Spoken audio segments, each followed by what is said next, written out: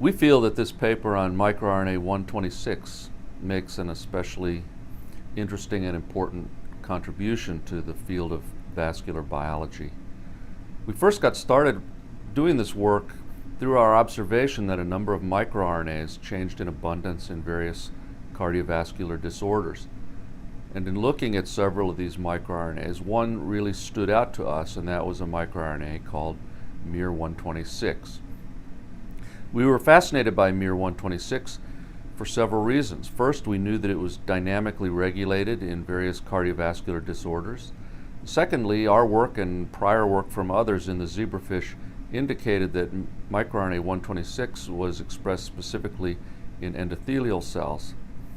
Lastly, and I think one of the aspects of this microRNA that really brought a lot of attention to it, was the fact that microRNA 126 was encoded in an intron of another gene that coded for a protein called EGFL7.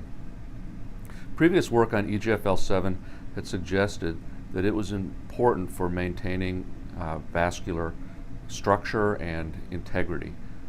And so together with Xusheng Wang, here also in this video clip, we generated knockout mice lacking miR-126.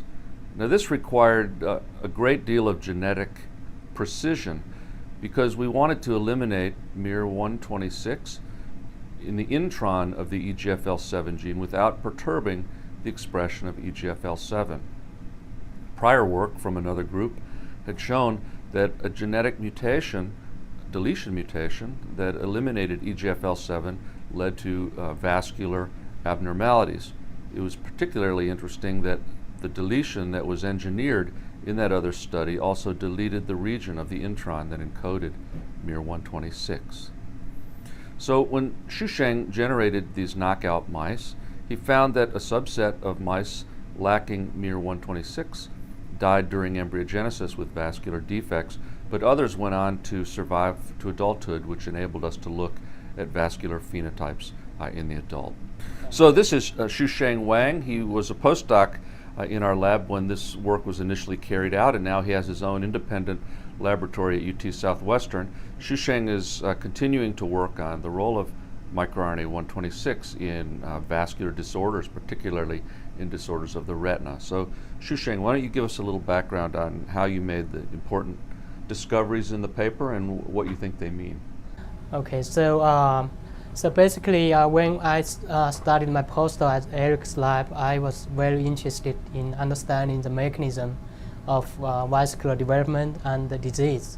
So at that time, the function of individual microRNAs in the mammalian system is largely unclear, and especially there's no knockout mice of microRNA was published at that time. So I was very interested to study, to find a microRNA which might have potential role in angiogenesis. So we look at several references and also the array data from our lab, and we found microRNA 126 is one of the candidate microRNA we want to work on. If you knock out this microRNA, you see, as Eric mentioned, you see broad phenotype in the vascular system. And you can see in the embryo, you see edema and hemorrhage, and this will cause partial amniotic lesion. And in the survivor mice, you see there's vascular endothelial cells in the knockout mice. They are defective in migrating into the mitochondria in this in vivo mitochondrial assay. So, and we and other groups figure out the mechanism how this works. Is this microRNA can regulate and promote multiple angiogenic pathways, can promote MAP kinase pathway and the PI3K-AKT pathway through replacing two target genes, SPRAD1 and the PIK3R2, which is the replacer of these two target genes. So this provides a novel mechanism how small molecules like microRNAs can regulate angiogenesis. So I think that this paper on microRNA 126 is especially interesting and important. First of all, it of course, points out the functions of this microRNA in vascular development and vascular homeostasis. Beyond that, I think it tells us something more profound, perhaps, about how microRNAs are regulated and how they function. In this case, we showed that microRNA 126 is co-regulated, it's co-transcribed with its host gene, encoding an endothelial growth factor. And we and others showed that microRNA 126 functions in the same biological pathway in which the protein encoded by the host gene also functions. Subsequent studies by our group and by others have shown that this appears to be a relatively common biological strategy in which nature has evolved genes that encode microRNAs in their introns. And in this way, many of these genes actually have two functions. They encode for proteins and they encode for microRNAs, both of which work together to regulate common and complex downstream biological pathways. Now, it was especially interesting to us that the phenotype we found in miR-126 knockout mice was so similar to that described previously for knockout mice lacking EGFL7.